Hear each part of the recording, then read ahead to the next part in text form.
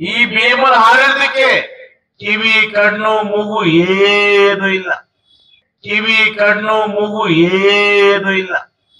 ಏನ್ ಅವಕಾಶ ಇದೆ ಅವ್ರಿಗೆಲ್ಲ 50 ಅವಕಾಶ ಆಗಿದೆ. ಒಬ್ಬರು ಕೆಲಸ ಮಾಡ್ಲಿಕ್ಕೆ ಆಗತ್ತಿಲ್ಲ. ಮುಂಚೆ 7 years ಒಂದು ಅಗ್ರಿಮೆಂಟ್ ಮಾಡ್ತಾ ಇದ್ರು. ಅದರಲ್ಲಿ ಎಲ್ಲ ಬೆನಿಫಿಟ್ಸ್, ಯಾವ ವೆಲ್ಫೇರ್, ಸಂಬಳ ಜಾಸ್ತಿ, ಇದೆಲ್ಲ ಅಗ್ರಿಮೆಂಟ್ ಅಲ್ಲಿ ಬರ್ತಾ ಇತ್ತು. ಇವಾಗ 2017 ಅಲ್ಲಿ ಒಂದು ಅಗ್ರಿಮೆಂಟ್ ಮಾಡಿ 2024 ಅಲ್ಲಿ March 31 ಅದು ಮುಗೀತು. ಆ ಅಗ್ರಿಮೆಂಟ್ ಮತ್ತೆ ರಿವೈಸ್ ಮಾಡ್ಬೇಕು, ಅದನ್ನ ರಿನ್ಯೂವಲ್ ಮಾಡ್ಬೇಕು ಅಷ್ಟೇ ಸರ್. ಅದು ರಿನ್ಯೂವಲ್ ಮಾಡ್ಬಿಟ್ರೆ ನಮ್ದು ಎಲ್ಲ ಏನೇನು ಸಮಸ್ಯೆ ಇದೆ ಅದೆಲ್ಲ ಸೆಟಲ್ಮೆಂಟ್ ಅಲ್ಲೇ ಬಂದ್ಬಿಡುತ್ತೆ.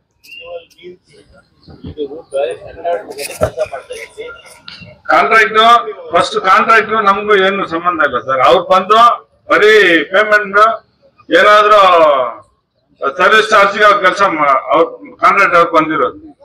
ಡೈರೆಕ್ಟ್ ಮ್ಯಾನೇಜ್ಮೆಂಟ್ ನಮ್ಮನ್ನ ಕೆಲ್ಸಕ್ಕೆ ತಗೊಂಡಿರೋದು. ಮ್ಯಾನೇಜ್ಮೆಂಟ್ ಹತ್ರನೇ ನಾವು ಕೆಲಸ ಮಾಡ್ತೀವಿ, ಮ್ಯಾನೇಜ್ಮೆಂಟ್ ನಮ್ಮನ್ನ ಕೆಲಸ ತಗೊಳ್ಳೋದು. ಎಂಪ್ಲಾಯೀಸ್ ಏನು ರೂಲ್ ಇದೆ ಎಲ್ಲ ರೂಲ್ ನಮ್ಗೆ ಅಪ್ಲಿಕೇಬಲ್ ಆಗುತ್ತೆ. ಕೆಲಸ ಡೈರೆಕ್ಟ್ ಮ್ಯಾನೇಜ್ಮೆಂಟ್ ಅಂಡ್ರಲ್ಲಿ ಪೇಮೆಂಟ್ ಫಿಕ್ಸ್ ಮಾಡೋದು ಮ್ಯಾನೇಜ್ಮೆಂಟ್. ಇನ್ಸೆಂಟಿವ್, ಪೇಮೆಂಟ್, ಲೀವ್ ಎಲ್ಲ ಒಂದು ಆಸ್ ಪರ್ ಕಾಂಟ್ರಾಕ್ಟ್ ಆಕ್ಟ್ ಏನಿದೆ ಅದರಲ್ಲಿ ಲೀವ್ ಎಲ್ಲ ಬರುತ್ತೆ. ಆದ್ರೆ ಪರ್ಮನೆಂಟ್ ಎಂಪ್ಲಾಯ್ ಏನ್ ಕೆಲಸ ಮಾಡ್ತಾರೆ ಆ ತರ ಮ್ಯಾನೇಜ್ಮೆಂಟ್ ನಮಗೂ ಅವರೇ ಪೇಮೆಂಟ್ ಫಿಕ್ಸ್ ಮಾಡ್ತಾರೆ.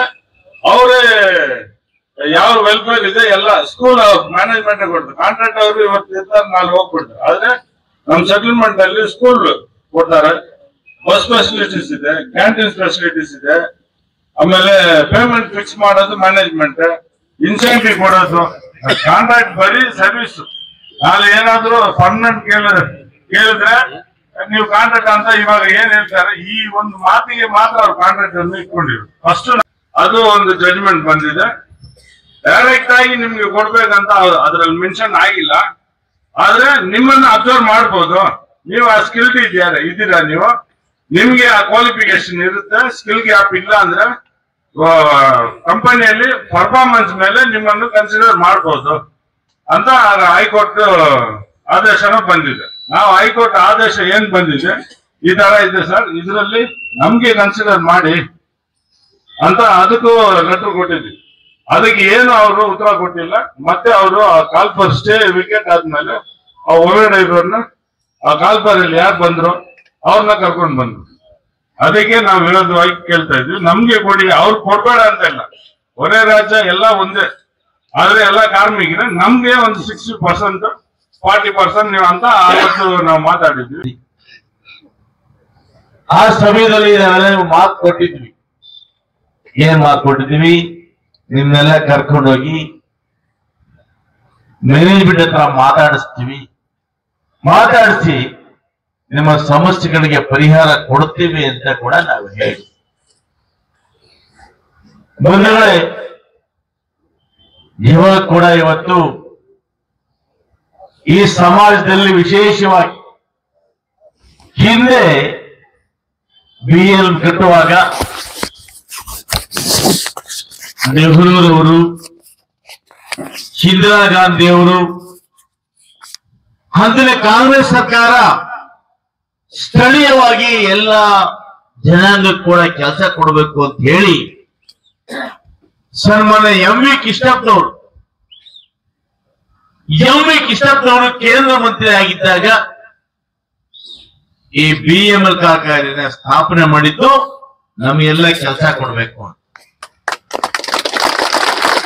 ಇವತ್ತು ನಾವು ಈ BML ಕಾರ್ಖಾನೆ ನಂಬಿ ಭಾರತ್ ಗೋಲ್ಡ್ ಮೈನ್ ಸ್ಥಾಪ ಆದ್ಮೇಲೆ ವಾಜಪೇಯಿ ಸರ್ಕಾರದ ಬಂದ ತಕ್ಷಣ ಈ ಗೋಲ್ಡ್ ಮೈನ್ ಸ್ಟಾಪ್ ಮಾಡಿದ್ರು. ಅದಾದ್ಮೇಲೆ ಇಲ್ಲಿ ಅನೇಕ ಕುಟುಂಬಗಳಿಗೆ ಯಾರು ಮೈನ್ಸ್ ಕೆಲಸ ಮಾಡ್ತಾ ಇದ್ರು ಅವರಿಗೆ ವಾಸ ಮಾಡ್ಲಿಕ್ಕೆ ಮನೆ ಇಲ್ಲ, ಅವರಿಗೆ ಸಂಬಳ ಇಲ್ಲ. ಅವರ ಮಕ್ಕಳು ವಿದ್ಯಾಭ್ಯಾಸ ಮಾಡಿಕೊಂಡು ಇವತ್ತು ಬೆಂಗಳೂರಿಗೆ, ಚೆನ್ನೈಗೆ ಕೆಲಸ ಮಾಡ್ತಾರೆ. ಹಾಗಾಗಿ ತಾವೆಲ್ಲ ಕೂಡ ಅಪ್ರೆಂಟಿಸ್ ಮಾಡಿದ್ದೀರಿ. ಈ BML ಸಿಬ್ಬಂದಿ ಕಡಿಮೆ ಆಗ್ತಾ ಬಂದಂಗೆ ನಿಮ್ಮನ್ನ ಮಸ್ಟೋದಲ್ಲಿ ನೇಮಕ ಮಾಡ್ಕೊಳ್ತೀವಿ ಅಂತೇಳಿ ತಮ್ಮನ್ನೆಲ್ಲ ಕೂಡ ತಗೊಂಡ್ರು. ಭಾರತ ಸರ್ಕಾರ ಹಿಂದೆ ಕಾಂಗ್ರೆಸ್ ಸರ್ಕಾರ ಇದ್ದಾಗ ಅವು BML ಮಾರಾಟಕ್ಕೆ ಇಟ್ಟಿರ್ಲಿಲ್ಲ. ಇವತ್ತಿವರು BML ಮಾರಾಟಕ್ಕಿಟ್ಟು ಕಾರ್ಮಿಕರ ಭವಿಷ್ಯವನ್ನ ಹತೋತ್ರ ಮಾಡ್ತಾ ಇದ್ದಾರೆ. ಇವತ್ತು ವಿಶೇಷವಾಗಿ ಹಿಂದೆ ನಿಮ್ಮ ನಾಯಕರು ಹೇಳಿದ್ರು, ಮ್ಯಾನೇಜ್ಮೆಂಟ್ ಒಟ್ಟಿಗೆ ನೀವು ಅಗ್ರಿಮೆಂಟ್ ಮಾಡಿಕೊಂಡು ಮುಂದೆ ಪರ್ಮಿಟ್ ಆಗುತ್ತೆ ಅಂತ ಹೇಳಿ ಕಡಿಮೆ ಸಂಬಳಕ್ಕೆ ನೀವೆಲ್ಲ ಕೂಡ ಕೆಲಸ ಮಾಡ್ತಾ ಇದ್ರಿ.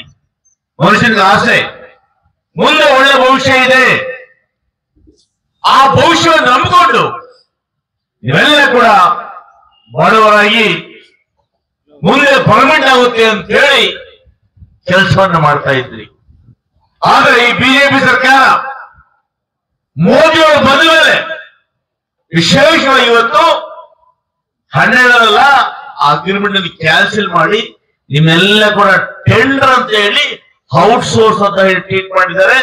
ನಾವು ಚರ್ಚೆ ಮಾಡಿದಾಗ ಹೇಳಿದ ಮಾತು ಅವತ್ತು ಹೇಳಿದ್ರು, ನಮಗೂ ಎಂಪ್ಲಾಯೀಸ್ಗೂ ಸಂಬಂಧ ಇಲ್ಲ. ನಾವು ಹೋಗಿ ಆ BML ಆಫೀಸಲ್ಲಿ ಕೂತ್ಕೊಂಡು ಕಾರ್ಮಿಕರು ಉಪವಾಸ ಮಾಡ್ತಾ ಇದ್ದಾರೆ,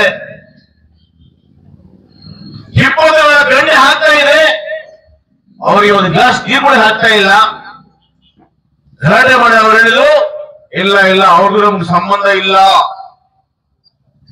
ಅವ್ರ ಕಾಂಟ್ರಾಕ್ಟ್ ಲೇಬರ್ಸ್ ಅಂತ ಹೇಳಿ ಉತ್ತರ ಕೊಟ್ಟರು. ನಾನು ಹೇಳ್ತೇನೆ, ಇವತ್ತು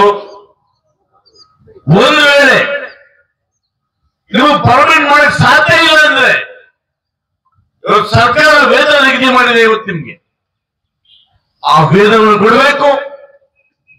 ಏನು ಅಣ್ಣವರು ಹೇಳಿದ್ರು ಆ ಸೌಲಭ್ಯಗಳು, ಯಾಕಂದ್ರೆ ಆ BML ನೌಕರ 1 ಲಕ್ಷ ತಗೊಂಡ್ರೆ 20,000ಕ್ಕೆ ಅವರಿಗಿಂತ 4 ಪಟ್ಟು ಹೆಚ್ಚು ಕೆಲಸ ಮಾಡ್ತೀವಿ ನಾವು.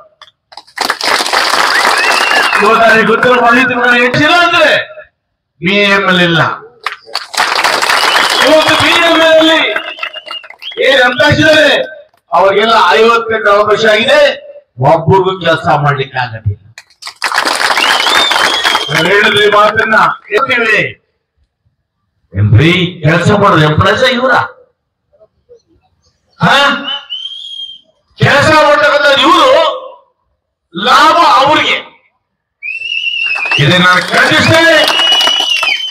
ಸಾಧ್ಯವಾದ್ರೆ ನಾನು ನಿಮ್ಮನ್ನು ರಿಕ್ವೆಸ್ಟ್ ಮಾಡ್ತೇನೆ, ಈ ಹೋರಾಟವನ್ನ ಚರ್ಚೆ ವಿವಿಧ ರೀತಿಯಲ್ಲಿ ಮಾಡಬೇಕಾಗಿತ್ತು. ನೀವು ನನಗೆ ಅರ್ಥ ಆಗತ್ತೆ. ಇವತ್ತು ಪಾಪ 7 ದಿವಸದಿಂದ 11 ದಿವಸದಿಂದ ಇವತ್ತು ಈ ಮಳೆ ಚಳಿಯಲ್ಲಿ ನಾವು ಮನೆ ಒಡ ಬಿಟ್ಟು ಇವತ್ತು ನಿಮ್ಮ ಒಂದು ಹೋರಾಟಕ್ಕೋಸ್ಕರ, ಜೀವನಕ್ಕೋಸ್ಕರ, ನಿಮ್ಮ ಮಕ್ಕಳ ಭವಿಷ್ಯಕ್ಕೋಸ್ಕರ ಹೋರಾಟ ಮಾಡ್ತಾ ಇದ್ದೀರಿ. ಇವತ್ತು ನಿಮ್ಗೆ ಐಷಾರಾಮಿ ಬಂಗ್ಲೆ ಕೂಡ ಹೋರಾಟ ಮಾಡ್ತಾ ಇಲ್ಲ, ಕಾರ್ ಕೂಡ ಹೋರಾಟ ಮಾಡ್ತಾ ಇಲ್ಲ, ಕೆಲಸ ಮಾಡೋದಿಲ್ಲ, ಸುಮ್ಮನೆ ಸಂಬಳ ಕೂಡ ಹೋರಾಟ ಮಾಡ್ತಾ ಇದ್ದೀರಾ?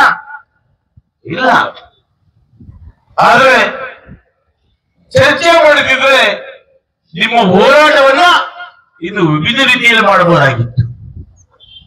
ಈ ವಿವಿಧ ರೀತಿ ಅಂದ್ರೆ ಈ BML ಆಡಳಿತಕ್ಕೆ ಕಿವಿ, ಕಣ್ಣು, ಮೂಗು ಏನು ಇಲ್ಲ. ಮನುಷ್ಯ ಅವರು ನಾನಿವತ್ತು ಇಷ್ಟೇ ಭರವಸೆ ಕೊಡ್ತೇನೆ, ಇಲ್ಲಿ ಧರಣಿ ಮಾಡೋದ್ರಿಂದ ಸಮಸ್ಯೆ ಪರಿಹಾರ ಆಗೋದಿಲ್ಲ. ನಾನು ನೇರವಾಗಿ ಮಾತಾಡುತ್ತ ಮನುಷ್ಯ, ಯಾವತ್ತು ಸುಳ್ಳು ಮಾತಾಡೋದಿಲ್ಲ. ನಾನು ಹೇಳ್ತೇನೆ, ನೀವು ಇಲ್ಲಿ ಕೂತ್ರೆ ಸಮಸ್ಯೆ ಪರಿಹಾರ ಆಗೋದಿಲ್ಲ. ನಾಳೆ ಬೆಳಿಗ್ಗೆ ಒಂದು ವೇಳೆ ಅವ್ರು ಬೇರೆ ಸ್ಟೇಟ್ ಅವ್ರನ್ನ ತಗೊಂಡ್ರೆ ನಮಗ್ ತೊಂದರೆ ಆಗುತ್ತೆ. ಅರ್ಥ ಮಾಡ್ಕೊಳ್ಳಿ.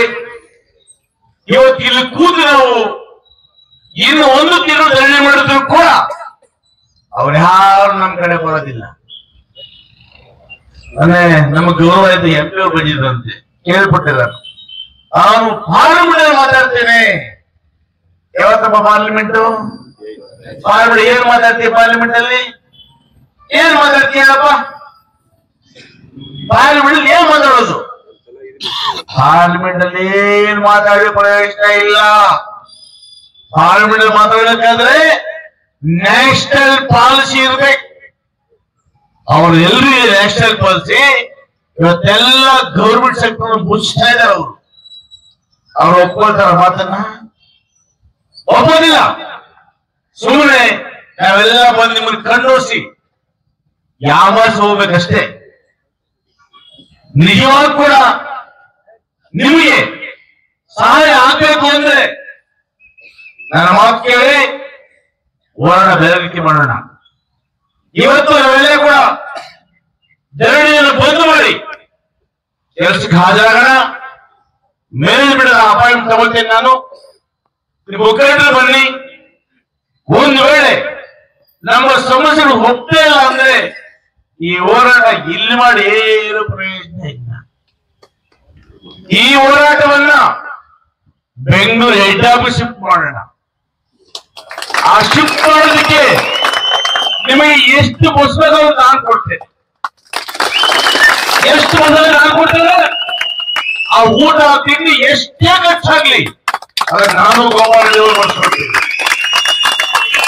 ಇವತ್ತು ನೀವು ಇಲ್ಲಿ ಕೂತ್ಕೊಂಡು ಇನ್ನು ಒಂದು ವಾರ ಸ್ಟ್ರೈಕ್ ಮಾಡಿದ್ರು ಕೂಡ ನಾವು ಸಫರ್ ಆಗ್ತೇವೆ, ನಾವು ಉಪವಾಸ ಇರ್ತೇವೆ, ನಮ್ಮ ಹೆಂಡತಿ ಮಕ್ಕಳು ಕಷ್ಟಪಡ್ತಾರೆ.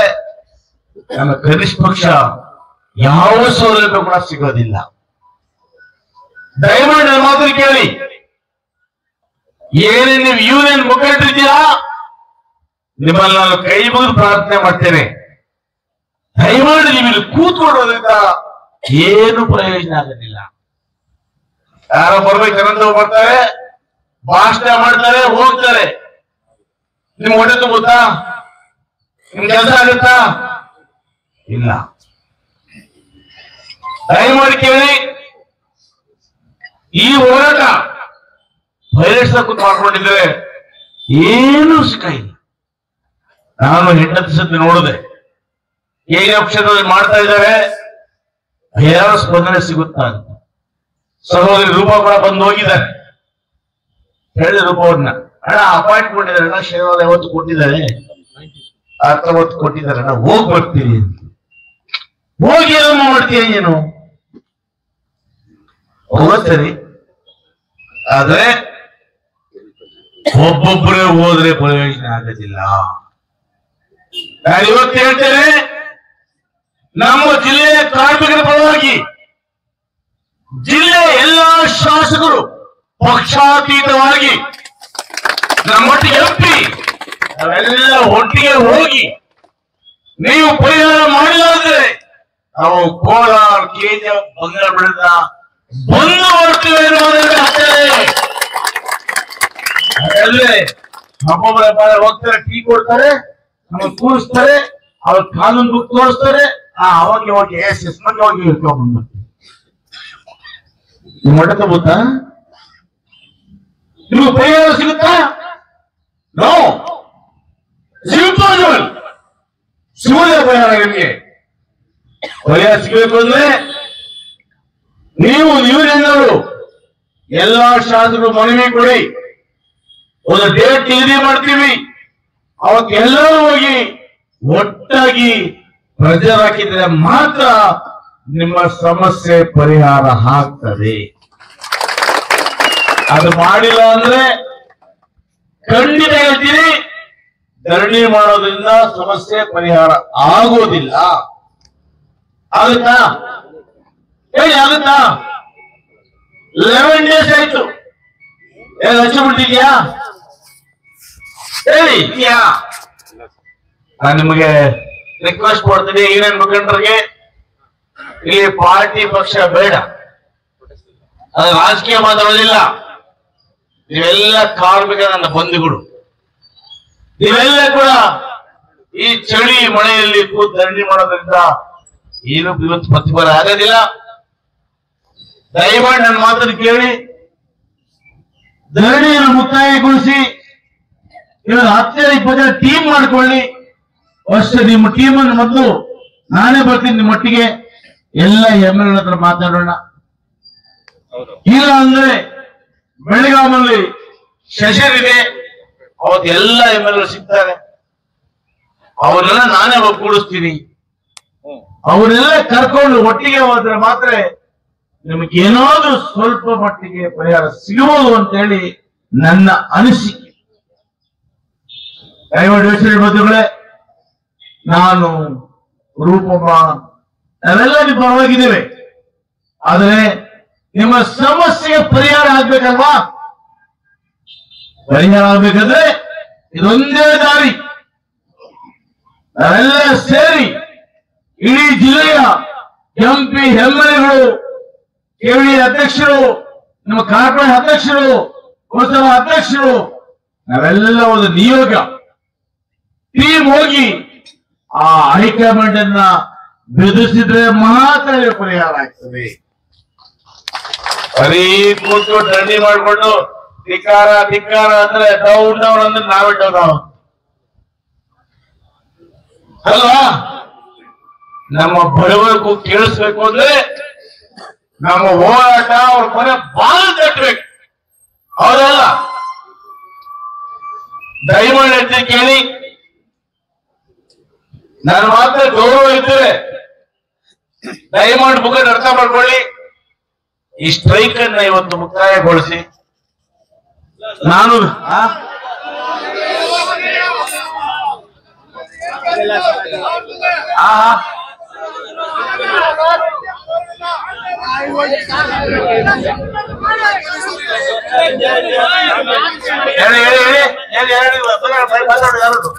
ಅಲ್ಲ ಸ್ವಾಮಿ, ನಮಸ್ಕಾರ ಸ್ವಾಮಿ. ನನ್ನ ಹೆಸರು ರವಿ ಅಂತ.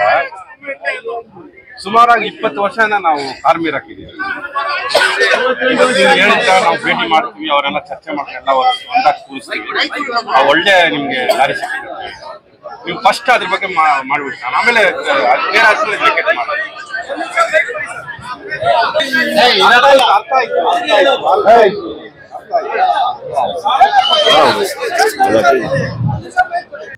ನಿಮ್ಮ ಸಮಸ್ಯೆ ಓದ್ತು ನಿಮ್ಗೆ ಕೇಳಿಕೊಂಡೆ. ನಿಮ್ ಬರೋ ಜಗಳ ಮಾಡಿಲ್ಲ ನಾನು. ಯಾರು ಜಗಳ ಮಾಡಿದ್ರು? ಯಾರು ಜಗಳ ಮಾಡಿದ್ರು? ಒಬ್ಬರೇ ಜಗಳ ಮಾಡಿದ್ರು. ಒಳ್ಳೆ ಜಗಳ ಮಾಡಿದವರಿಗೆ ಪರ ಗೌರವ ಇಲ್ಲ. ಯಾರು MP ಉದ್ದೇಶ ಇನ್ನೂ ಓಡೋದ್ರಿ. MP ಏನ್ ಮಾಡಿದ್ರು? ಇಷ್ಟೇ ಉದ್ದೇಶ ಹೇಳ್ಬಲ್ಲೆ. ನೀವು ಮೊದಲೇ ಬಂದು MLA ಚರ್ಚೆ ಮಾಡಿದ್ರೆ ನಾವೆಲ್ಲ ಒಟ್ಟಿಗೆ ಬರ್ತಿದ್ವಿ. ನಮ್ಮ ಹತ್ರ ಯಾರು ಮಾತಾಡ್ತಾ ನೀವು ತುಂಬಾ ಧರಣಿ ಮಾಡ್ತಾ ಇದ್ದೀರಿ. ಇಷ್ಟೇ ಇದ್ದೀರಪ್ಪ, ನೀವು ಕೈ ಮುಗಿರ್ತೀರಿ. ನಾನು ನಿಮಗೆ ರಿಕ್ವೆಸ್ಟ್ ಕೊಡ್ತೀನಿ, ಹಿರಿಯ ಮುಖಂಡರಿಗೆ ಇಲ್ಲಿ ಪಾರ್ಟಿ ಪಕ್ಷ ಬೇಡ, ನಾನು ರಾಜಕೀಯ ಮಾಡೋದಿಲ್ಲ. ನೀವೆಲ್ಲ ಕಾರ್ಮಿಕ ನನ್ನ ಬಂಧುಗಳು, ನೀವೆಲ್ಲ ಕೂಡ ಈ ಚಳಿ ಮಳೆಯಲ್ಲಿ ಕೂತು ಧರಣಿ ಮಾಡೋದ್ರಿಂದ ಏನು ಪ್ರತಿಫಲ ಆಗೋದಿಲ್ಲ. ದಯಮಾಡಿ ನನ್ನ ಮಾತನ್ನು ಕೇಳಿ ಧರಣಿಯನ್ನು ಮುಕ್ತಾಯಗೊಳಿಸಿ ಇವರು 15-20 ಟೀಮ್ ಮಾಡ್ಕೊಳ್ಳಿ. ಫಸ್ಟ್ ನಿಮ್ಮ ಟೀಮ್ ಅನ್ನು ಬಂದು ನಾನೇ ಬರ್ತೀನಿ ನಿಮ್ಮೊಟ್ಟಿಗೆ, ಎಲ್ಲ MLA ಮಾತಾಡೋಣ. ಇಲ್ಲ ಅಂದ್ರೆ ಬೆಳಗಾವಲ್ಲಿ ಸೆಷನ್ ಇದೆ, ಅವತ್ತು ಎಲ್ಲ MLA ಸಿಗ್ತಾರೆ, ಅವರೆಲ್ಲ ನಾನೇ ಒಗ್ಗೂಡಿಸ್ತೀನಿ. ಅವರೆಲ್ಲ ಕರ್ಕೊಂಡು ಒಟ್ಟಿಗೆ ಹೋದ್ರೆ ಮಾತ್ರ ನಿಮಗೇನಾದ್ರೂ ಸ್ವಲ್ಪ ಮಟ್ಟಿಗೆ ಪರಿಹಾರ ಸಿಗಬಹುದು ಅಂತ ಹೇಳಿ ನನ್ನ ಅನಿಸಿಕೆ. ದಯಮಾಡಿ ನಾನು ರೂಪಮ್ಮ ನಾವೆಲ್ಲ ನಿಮ್ಮ ಪರವಾಗಿದ್ದೇವೆ. ಆದರೆ ನಿಮ್ಮ ಸಮಸ್ಯೆಗೆ ಪರಿಹಾರ ಆಗ್ಬೇಕಲ್ವಾ? ಪರಿಹಾರ ಆಗ್ಬೇಕಂದ್ರೆ ಇದೊಂದೇ ದಾರಿ. ನಾವೆಲ್ಲ ಸೇರಿ ಇಡೀ ಜಿಲ್ಲೆಯ MP MLAಗಳು, KVD ಅಧ್ಯಕ್ಷರು, ನಿಮ್ಮ ಕಾರ್ಪೊರೇಟ್ ಅಧ್ಯಕ್ಷರು, ಪುರಸಭಾ ಅಧ್ಯಕ್ಷರು, ನಾವೆಲ್ಲ ಒಂದು ನಿಯೋಗ ಟೀಮ್ ಹೋಗಿ ಆ ಹೈಕಮಾಂಡ್ ಅನ್ನ ಬೆದರಿಸಿದ್ರೆ ಮಾತ್ರ ಪರಿಹಾರ ಆಗ್ತದೆ. ಬರೀ ಕೂತು ದಂಡಿ ಮಾಡಿಕೊಂಡು ಧಿಕ್ಕಾರ ಧಿಕ್ಕಾರ ಅಂದ್ರೆ ಡೌನ್ ಡೌನ್ ಅಂದ್ರೆ ನಾವೇ ಡೌನ್ ಆಗುತ್ತೆ. ಅಲ್ಲ, ನಮ್ಮ ಬಡವರಿಗೂ ಕೇಳಿಸ್ಬೇಕು ಅಂದ್ರೆ ನಮ್ಮ ಹೋರಾಟ ಅವ್ರ ಬರೀ ಬಾಗಿಲು ತಟ್ಟಬೇಕು. ಹೌದಲ್ಲ? ದಯಮಾಡಿ ಹೇಳ್ತೀನಿ ಕೇಳಿ,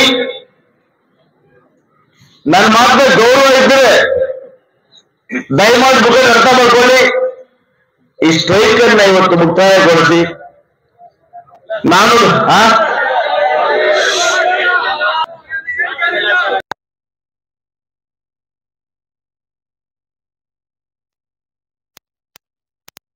ಸಮಸ್ಯೆ ಪರಿಹಾರ ಮಾಡಿದ್ರೆ ಒಂದು ನಿಮಿಷಪ್ಪ, ನಿಮ್ಮ ಸಮಸ್ಯೆ ಪರಿಹಾರ ಮಾಡಿದ್ರೆ central government, not state government. Central government ಅಲ್ಲಿ ಯಾರು ಕೂಡ ತಲೆ ಹಾಕಿದ್ರ? ಮತ್ತೆ ಇಲ್ಲಿ ಕೂಗು ಧೈರ್ಯ ಮಾಡೋದ್ರಿಂದ ಸೆಂಟ್ರಲ್ ಗೌರ್ಮೆಂಟ್ ಬರ್ದಿಲ್ಲ ಅಂದ್ರೆ ನೀವೇನ್ ಮಾಡ್ತೀರಿ?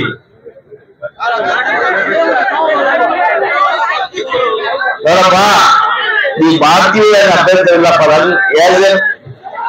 ನೋಡಿ.